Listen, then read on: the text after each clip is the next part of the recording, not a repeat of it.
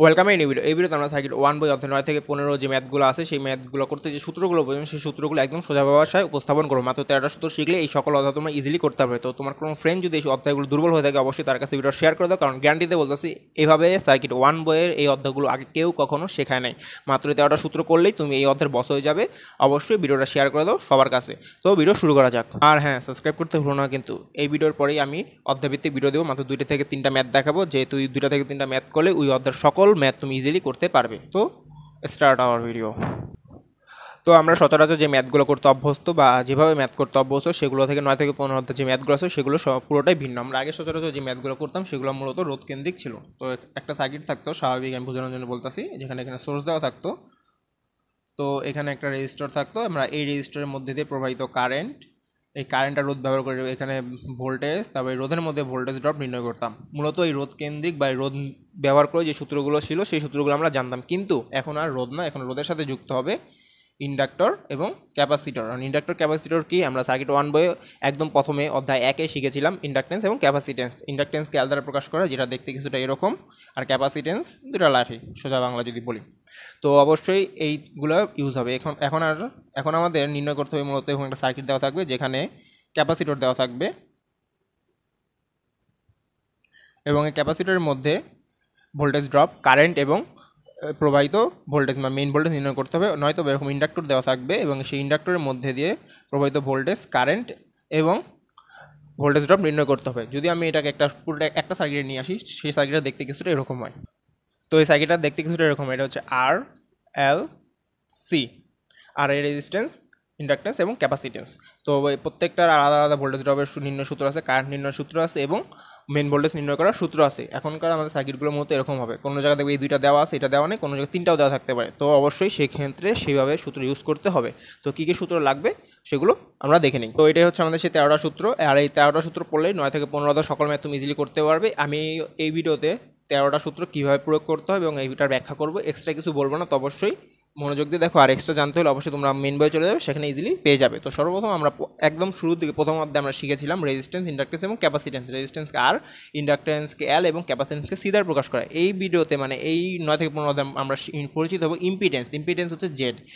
ইম্পিডেন্সকে Z দ্বারা প্রকাশ করে। ইম্পিডেন্সকে RLC সার্কিটের রেজিস্ট্যান্স এবং ইন্ডাকটেন্স দ্বারা প্রয়োগকৃত বাধাকেই ইম্পিডেন্স বলা হয়। তোমাদের ভালোভাবে লেখা শিখে নিও, আমাদের এত কিছু জানার দরকার নেই। ইম্পিডেন্স কি, রিঅ্যাকটেন্স কি, এগুলো কোনো কিছু জানার দরকার নেই। শুধু মনে রাখো ইম্পিডেন্সকে জেড দ্বারা প্রকাশ করা, ক্যাপাসিটেন্সকে সি, ইন্ডাকটেন্সকে এল এবং রেজিস্ট্যান্সকে আর। এগুলো মনে রাখলেই হবে, কারণ আমি এই ভিডিওতে কোনো এক্সপ্লেনেশনে যাবো না। আমি জাস্ট তোমাদের বলবো কীভাবে সূত্রগুলো প্রয়োগ হয় এবং ম্যাথগুলো করতে কী কী দরকার হয়। তো আসো, তার আগে তোমাদের বলে রাখি যে আশা করি তোমাদের মনে আছে ষষ্ঠ অধ্যায়ে আমরা শিখেছিলাম থিটার সমান লেখা যায় ওমেগা টি, আর এই ওমেগা সমান লেখা যায় 2 পাই এফ টি।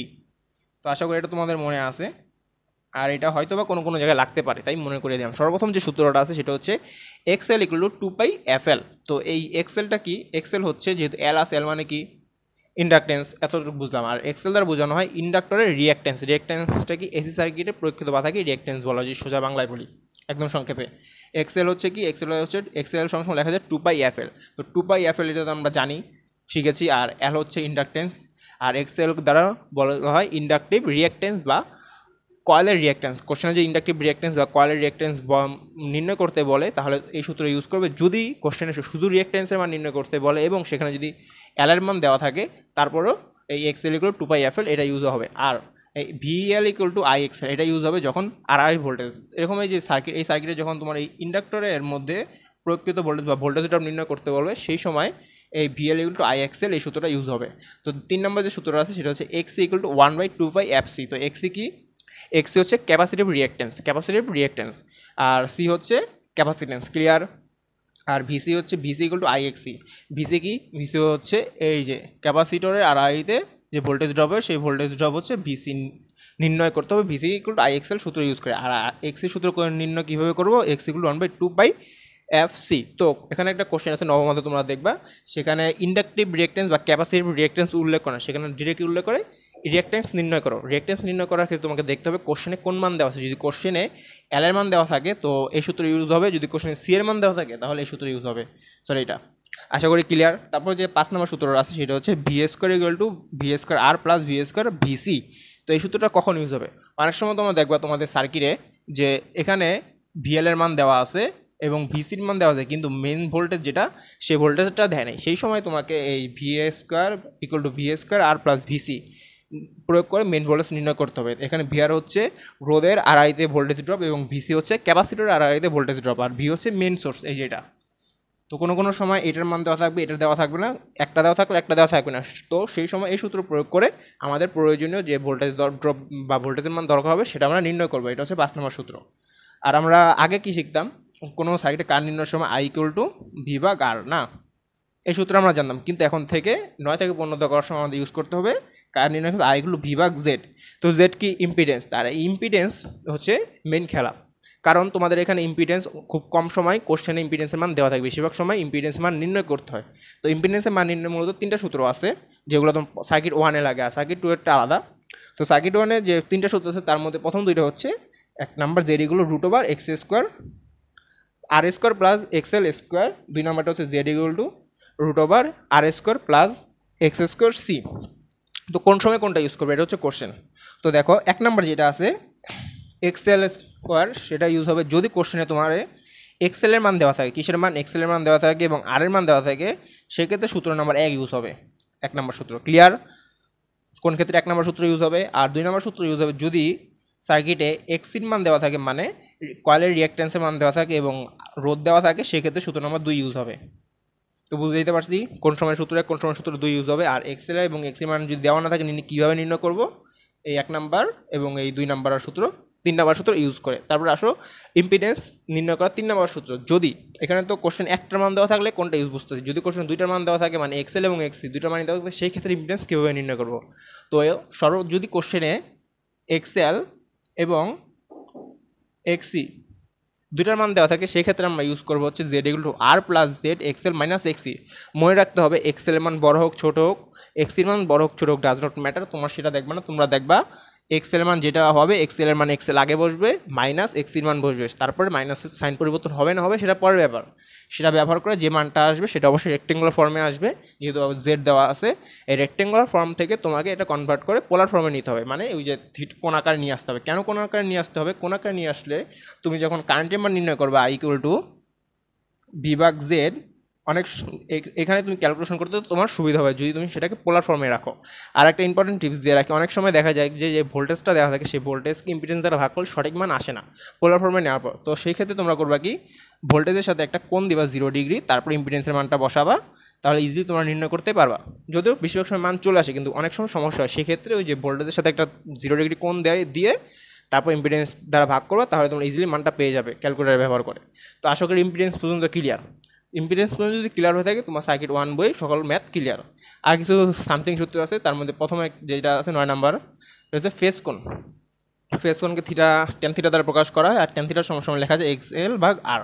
এক্সএল কি? এক্সএল হচ্ছে এই যে ইন্ডাকটিভ রিঅ্যাকট্যান্স। তারপর হচ্ছে পাওয়ার কোণ, পাওয়ার কোণের সূত্র 2টা, কস থিটা এবং সাইন থিটা। কস থিটার ক্ষেত্রে হচ্ছে আর ভাগ জেড এবং সাইন থিটার সমান এক্সএল ভাগ জেড। তো এই আর ভাগ জেড যেটা আছে কস থিটা, এটাই হচ্ছে পাওয়ার ফ্যাক্টর। কীভাবে পাওয়ার ফ্যাক্টর, এই দেখো 10 নম্বর 13 নম্বর সূত্রটা সেম আসতেছি আমি। তো 10 নম্বর সূত্র পর্যন্ত আশা করি ক্লিয়ার। তারপর আসে 11 নম্বর। 11 নম্বর সূত্রটা হচ্ছে প্রকৃত পাওয়ার, সক্রিয় পাওয়ার এবং ব্যয়িত পাওয়ার, এই তিনটাই এক, যে তিনটাই এক। আর এটাকে নির্ণয় সূত্র হচ্ছে P equal to VI cos theta. কিন্তু তুমি অনেক সময় দেখবা তোমাদের বইয়ে দেওয়া আছে পি ইকুয়াল টু ভিআই, আবার P equal to VI cos theta. তো কোন সময় কোনটা ইউজ করবা? P equal to VI cos theta এই সূত্রটা ইউজ করবা যখন তোমার এসি সার্কিট হবে, মানে সোর্স এসি, মানে এরকম দেওয়া থাকবে। আর P equal to VI use করো যখন ডিসি দেওয়া থাকবে, মানে সোর্স এইভাবে না দিয়ে ডিসি চিহ্ন দেওয়া, মানে ব্যাটারি দেওয়া থাকবে। সেক্ষেত্রে পাওয়ার নির্ণয় করার জন্য P equal to VI use করবো, আর এসিতে থাকলে P equal to VI cos theta. Clear? অবশ্যই ক্লিয়ার। তারপর আছে রিঅ্যাকটিভ পাওয়ার, রিঅ্যাকটেন্স পাওয়ারকে কিউ দ্বারা প্রকাশ করা। এটা নির্ণয় সূত্র হচ্ছে Q equal to VI sine theta. Sine theta কীভাবে নির্ণয় করবো? যদি থিটার মান দেওয়া না থাকে, এই যে এক্সএল ভাগ জেড, এটা ব্যবহার করে আমরা সাইন থিটার মান নির্ণয় করবো। তারপর রিঅ্যাকটেন্স পাওয়ার। তারপর 13 নম্বর যে লাস্ট সূত্রটা আছে সেটা হচ্ছে পাওয়ার ফ্যাক্টরকে পিএফ দ্বারা প্রকাশ করা হয়, আর পাওয়ার ফ্যাক্টর সমান লেখা যায় কস থিটা। যদি থিটার মান দেওয়া থাকে তো ডিরেক্ট আমরা কস থিটার মান বের করতে পারবো। যদি থিটার মান দেওয়া না থাকে সেক্ষেত্রে কস থিটা সমান আর ভাগ জেড, মানে আবার এই সূত্রটা লিখে তারপর পাওয়ার ফ্যাক্টর মান নির্ণয় করতে হবে। তো এই ছিল আমাদের মূলত 13টা সূত্র। আর এই সূত্র তো আমরা বুঝলাম। এখন তুমি এই সূত্র ডিরেক্ট ইউজ করতে পারবো না, কারণ অনেক সময় মিলি হেনরি, মাইক্রো হেনরি দেওয়া থাকে, সেগুলো পরিবর্তন শিখতে হবে। তো আমি অবশ্যই ভিডিওর শেষে সেটা শিখাবো। তো তো দেখো আমরা আগে যে সূত্রগুলো পড়লাম সেগুলো ছিল হচ্ছে মেইন সূত্র, কিন্তু অনেক সময় তোমাদের কোশ্চেনে কিছু রূপান্তর দেওয়া থাকে, মানে মিলি হেনরিতে হ্যান্ড্রিতে দেওয়া থাকে, সেটাকে আমরা রূপান্তর করতে হয়। তো মেইন যেটা আমি পেয়েছি মূলত এই 4-5টা জিনিস জানলেই হয়। সেটা একটা হচ্ছে মাইক্রো হেনরি থেকে হেনরিতে নেওয়ার সময় তোমাকে যে সংখ্যা থাকবে এই সংখ্যাটার সাথে 10⁻⁻⁻⁰ গুণ করতে হবে। তা মিলি হেনরি থেকে হেনরিতে নেওয়ার সময় 10⁻⁻³ মানে ⁻10⁻³ গুণ করতে হবে। তা মাইক্রোফ্যারাড থেকে ফ্যারাডে নেওয়ার সময় যদি কোনো সংখ্যা মাইক্রোফ্যারাড থাকে সেটাকে ফ্যারাডে নিতে হবে, এবং ফ্যারাডে নেওয়ার সময় ওটার সাথে 10⁻⁻6 মানে 10⁻6 সংখ্যার সাথে গুণ করতে হবে। আবার লাস্টে যে মিলি হেনরি, এটা সবচেয়ে বেশি ইউজ হয়েছে। মিলি হেনরি থেকে হেনরিতে নেওয়ার সময় সংখ্যাটা থাকবে সেটার সাথে 10⁻³ গুণ করতে হবে। তো আশা করি এটাই ছিল। আর অবশ্যই সেই জিনিসগুলো নোট করে রাখো, কারণ তারপরে যে আমরা ম্যাথ অধ্যায়গুলো করবো, জাস্ট ম্যাথ করবো, সেই সময় এত কিছু ভাবার সময় নেই। তো দেখা হচ্ছে পরবর্তী ভিডিওতে। অবশ্যই চ্যানেলটা সাবস্ক্রাইব করে নাও।